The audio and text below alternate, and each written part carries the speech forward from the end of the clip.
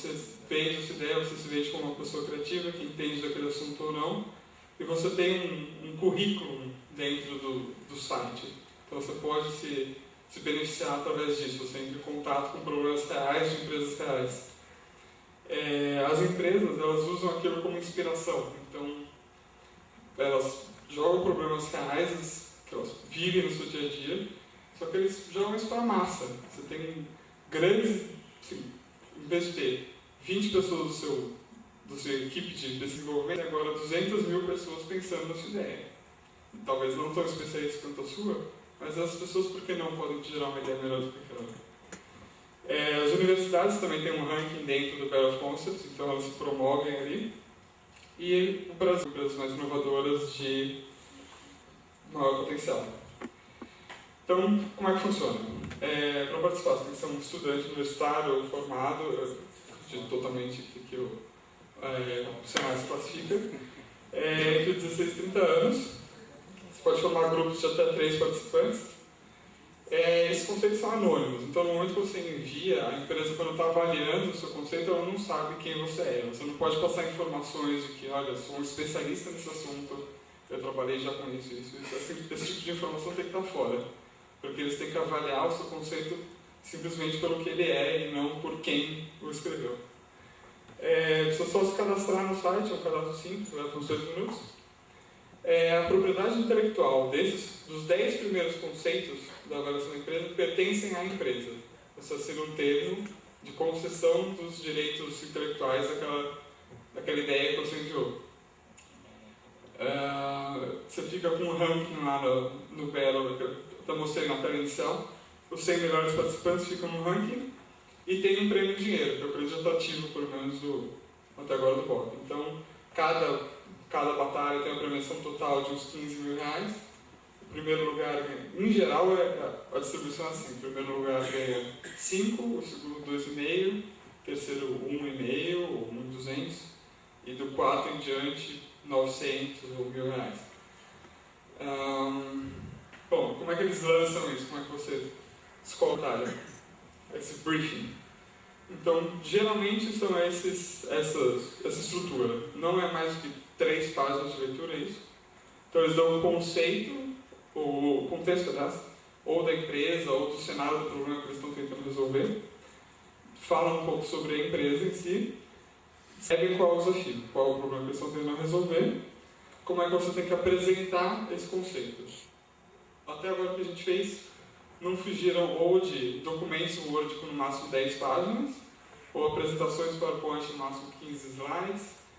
Em geral é isso, assim, uma representação bem breve, o que também dá uma pista para vocês de quão aperfeiçoada tem que ser isso. Tem os critérios de avaliação, que no geral também é forma inovadora, viabilidade de implantação, coisas assim, não triviais. E as condições gerais, que eles passam as regras, assim, questão da propriedade intelectual, quem pode participar ou não, etc. Que batalhas já foram realizadas que eu me lembro, pelo menos. Então, eu vou citar alguns exemplos. Assim, por exemplo, a Ambev entrou com o movimento Cian, que é o movimento deles para engajar pessoas a reduzir o consumo de água deles. Então esse é o desafio. Como é que você engaja mais pessoas?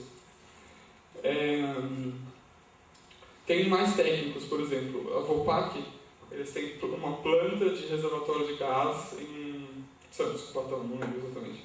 Eles criaram um sistema de drenagem da água da chuva deles. Então eles passaram a planta deles em CAD, eles abriram totalmente essa ideia.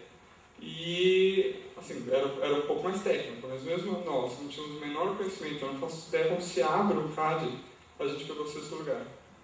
Então, assim, o importante é o conceito que gira em torno, não exatamente as especificidades técnicas em cima disso. A Philips criou um jeito novo de apresentar os manuais deles.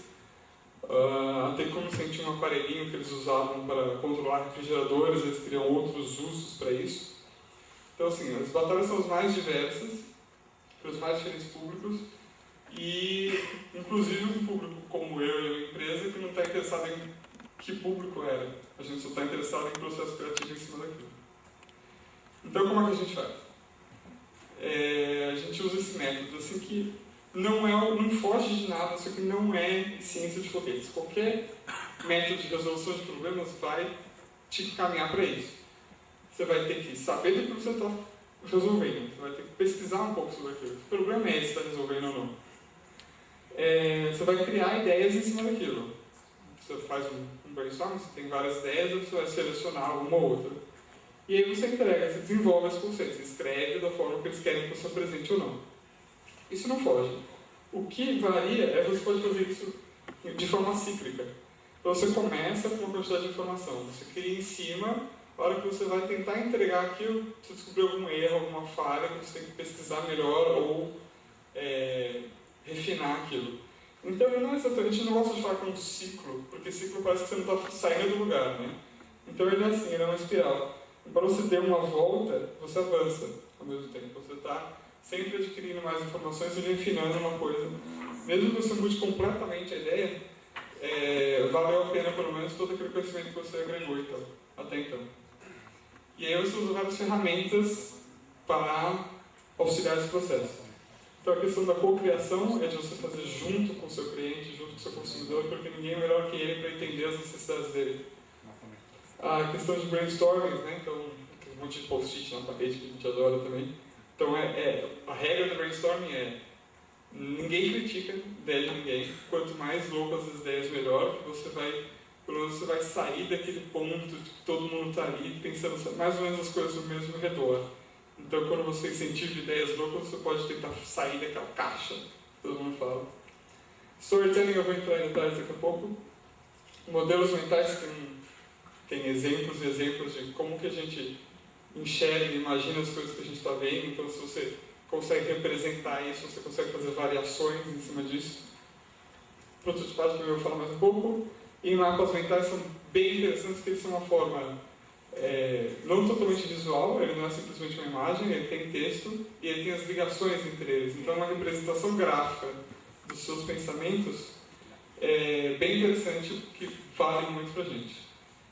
Então, essa fase de aquisição de conhecimento, a gente vai para campo, a gente entrevista, a gente pega todas essas informações, seja de entrevista, seja do que a gente pesquisou na internet, com especialistas, a gente junta tudo isso nessa representação de um mapa mental. E ela é concisa o suficiente para a gente manter essas informações à vista depois, quando a gente vai ter ideias. E aí tem essas ferramentas que a gente pode usar durante essa fase. Então, esse aqui é um exemplo bem legal. Essa empresa, inclusive, é a Joe, que estava desenvolvendo melhorias para a sala cirúrgica. Então, em vez de ficar só olhando como é que os médicos fazem na sala cirúrgica, eles falaram, não, vamos ver que outra situação, que você tem um monte de gente trabalhando em cima da mesma coisa, um monte de ferramenta, tem que ser rápido, tem que resolver emergência, um pit stop de Fórmula 1. Eles foram investigar como é que os mecânicos faziam para lidar com essas emergências, como é que era a disposição entre eles, em volta do carro, e tentaram reproduzir isso para uma sala cirúrgica. Então, assim, nesse sentido também que você não necessariamente é especialista, os especialistas talvez sejam muito presos dentro das ideias dos problemas que eles já estão acostumados. E alguém que vem de fora, um mecânico da Fórmula 1, pode trazer ideias surpreendentes em relação a isso daí.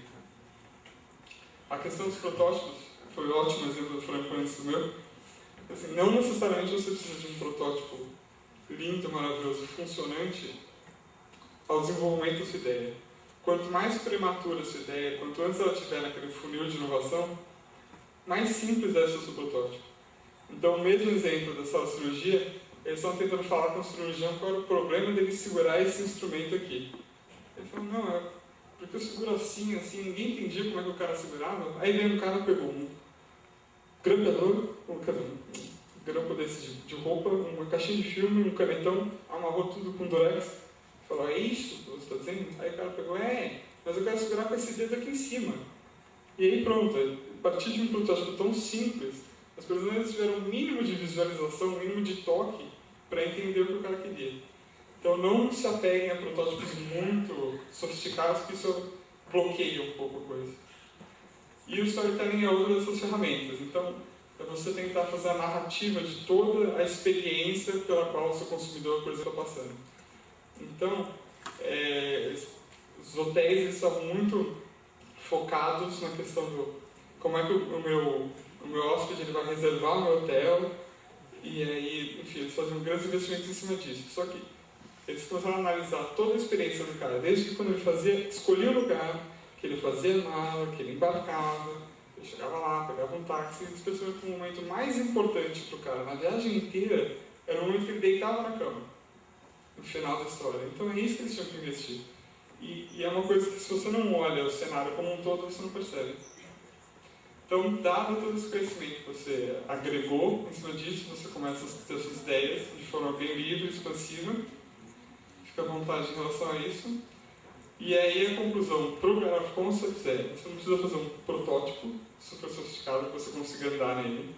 Você não precisa fazer contas mirabolantes para o Better of Concepts, não precisa provar ele até a última vírgula. Não precisa de grandes equacionamentos e provas químicas aqui no caso. Você precisa só demonstrar o seu conceito de que ele é viável ou não. As empresas estão querendo mais uma inspiração para resolver o problema delas do que a solução pronta. E aí, eu gosto dessa figurinha no final, que diz que as amarras que nos prendem, elas são mais mentais do que físicas. Então, é não se prender, tipo, que a gente não tem conhecimento suficiente para resolver aquele problema, que a gente não é capaz ou não. A gente não precisa dessa genialidade toda. Se você seguir métodos, se você seguir passos, você chega numa solução interessante. E essa questão dos conceitos, das visões diferentes, né? Quando você agrega pessoas que têm visões diferentes, você consegue ter um conceito bem inovador, né? A gente tem vários estudos em torno disso. Você agrega áreas, você se inspira de outras áreas, como foi o caso da sala cirúrgica dos mecânicos ali, para conseguir essas inovações são interseccionais, né? São as mais diferentes. E é isso.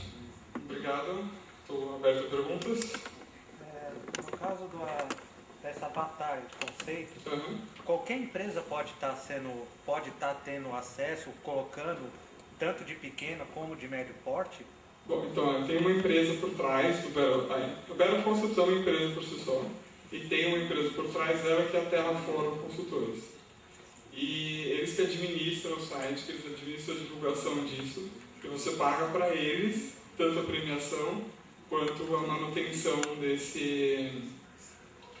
dessa batalha. Sim, é divulgado, eu posso falar à vontade porque apareceu na reportagem da Globo News. Paga-se R$41 mil para eles colocarem a batalha no ar. Então você paga R$41 mil para 10 conceitos que você vai ter a propriedade intelectual sobre, mais várias das inspirações que vem junto.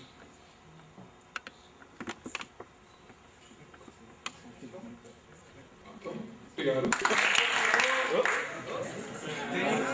Tem necessariamente ser uma empresa aberta para participar? CNPJ? Não, só pode ser a pessoa física.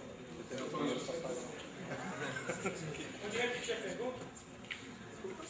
pergunta. Você precisava ter uma empresa aberta com CNPJ para participar. Não, basta não. É pessoa física, aliás. A gente está com uma empresa júnior ali, mas é para nível de ranking. A gente não entra com o nosso CNPJ em nenhum momento relativo, em nenhum contrato de propriedade intelectual, nada. É 100% pessoa física.